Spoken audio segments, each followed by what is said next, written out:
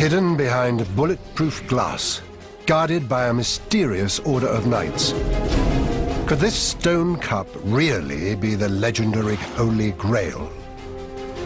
And the horrific, mythical monster, half man, half bull, that devoured its human victims, trapped inside a terrifying labyrinth. But could the blood-curdling myth of the Minotaur be linked to a real place?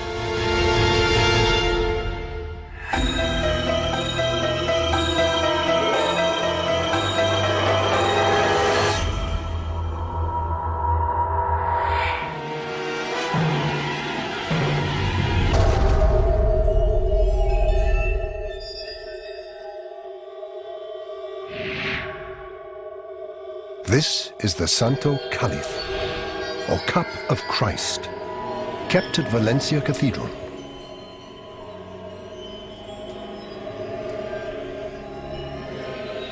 Kept under tight security, Easter is one of the few times when the revered relic is exposed to public view.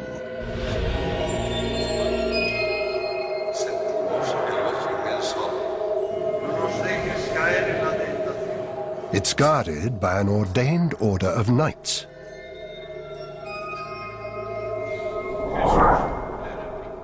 Who have sworn to protect the cup with their lives. The chalice is one of the many relics around the world claimed to be the Holy Grail, the cup that Jesus drank from at the Last Supper. It's an intriguing romance that's captivated the imagination of the devout and diabolical alike. Relics have brought power and prestige over the ages. Adolf Hitler and his henchmen were keen to secure such icons to bolster the myth of Nazi invincibility. Himmler and Hitler and his occult staff wanted to collect icons, religious relics that would give them powers. Holy relics are often surrounded by claims of miracles or mischief.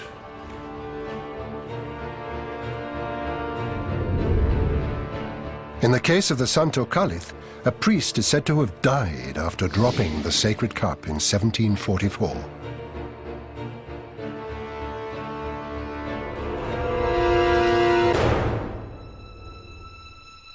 Experts have determined that the ornate base of the chalice is medieval. It's the cracked agate stone cup on top which is believed to be the actual cup that Jesus drank from at the Last Supper.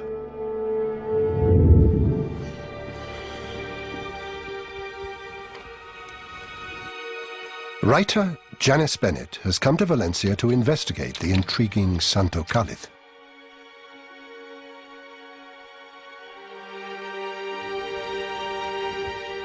The sacred cup is mentioned in a precious manuscript, preserved in the Valencia University Library.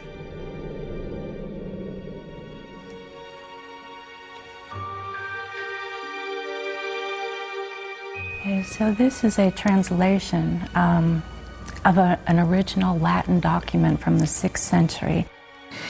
It relates how, under the Emperor Valerian in 258, the Pope was forced to give up the possessions of the church.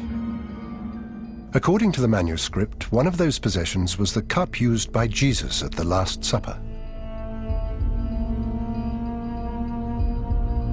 Some believe it was originally brought from Jerusalem to Rome by St. Peter, where it was protected by successive popes. The manuscript says it was St. Lawrence who saved the Holy Grail from the thieving hands of Imperial Rome, sending it to Spain. El cáliz en que Cristo nuestro bien y Maestro consagró su preciosa sangre la noche de la cena. He turned over some memorable relics so that he could send them to Spain, and among them was the cup in which Christ, our good and Master, consecrated his precious blood the night of the Last Supper. This tiny manuscript claims the Holy Grail was brought to Spain in the 3rd century. If so, could the Valencia chalice be that sacred cup?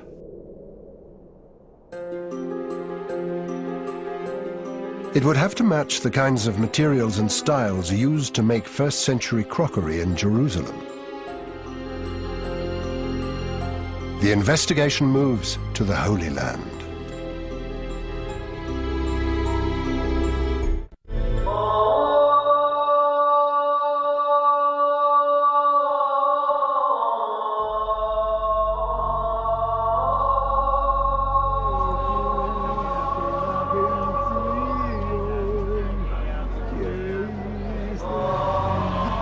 Archaeologist Professor Shimon Gibson has made some of the most important archaeological finds in Jerusalem. Having lived and worked in the ancient city for 35 years, he's built a detailed picture of first-century Jerusalem, based on archaeological evidence. Relics were often faked by churches to get money from pilgrims traveling to the Holy Land. Will the Valencia chalice stand up to archaeological scrutiny? I can see that there's a separation which can be made between the cup which is on top of this stand and the lower part. The lower part of the chalice is known to have been made in the medieval period. But the bowl itself does look quite Roman in style. These kind of spherical bowls with a line which is immediately below the rim, these wide flared flat bases are very typical of chalk vessels that we know of from the first century, from the time of Jesus in Jerusalem. In the pictures of the Last Supper, the Grail is usually depicted as made from precious metal, sometimes wood. But the Valencia chalice is made of stone. A recent discovery suggests that stone may indeed be the more likely material for a ceremonial cup. This is the only complete ritual cup with an incantation or prayer carved into it, to have been discovered in Jerusalem from the times of Christ. It was quite amazing that when this cup was found, we could see on the sides an inscription, Adonai Shavti, which means Lord, I have returned or have come. According to Professor Gibson, a stone vessel may well have been used for a religious ritual or feast. In the first century, there was a fashion of making stone vessels, and the reason for that is because purity was a great concern to people at that time, especially in Jerusalem, which, after all, was the city of God. Stone, of course, was a natural material, unlike glass or pottery, which is manufactured. It's a unique find. It's amazing to find it in excavations. The Valencia chalice looks nothing like the Jerusalem cup, but it does resemble other stone cups from that period. But can Professor Gibson find anything in the style of the Valencia chalice? And here we have a bowl which is very similar actually to the agate one. It's spherical and it has a groove just below the rim. So that's a good parallel for the agate bowl. The Valencia chalice is made from agate. The next challenge is to find a source of the precious stone in Jerusalem. The search takes him to one of the city's oldest markets. في الأجيت من المصر في الأجيت من المصر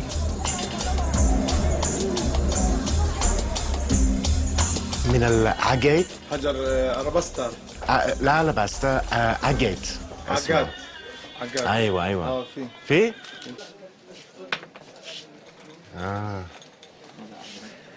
Yeah, it's a bead made of agate, but yes, these are sort of semi-precious stones and something you'd expect to find in this area.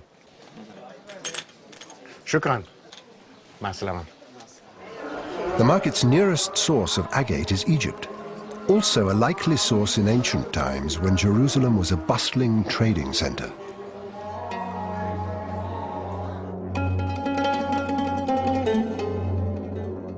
But agate is a semi-precious stone. It's unclear what Jesus and the apostles would have been doing with such a valuable cup. what many people don't realize, and that is that Jesus rented a room in Jerusalem for the Last Supper.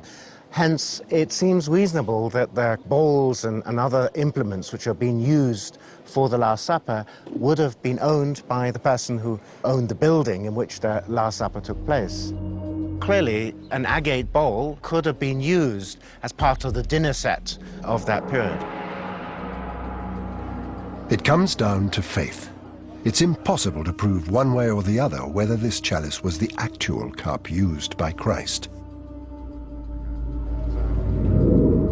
Meanwhile, a writer's quest to find out more about this mysterious cup has led from the Middle East to the sinister shadow of Nazi Germany.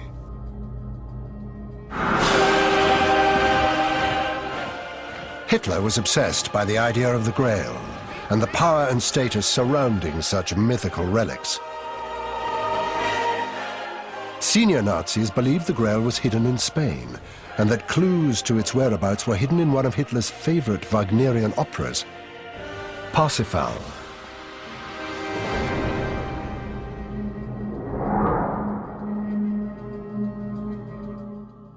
Wagner based this opera on a 13th century Grail legend. According to the tale, the Grail was kept in a castle called Montsalvat, which Wagner translated as Montsalvat.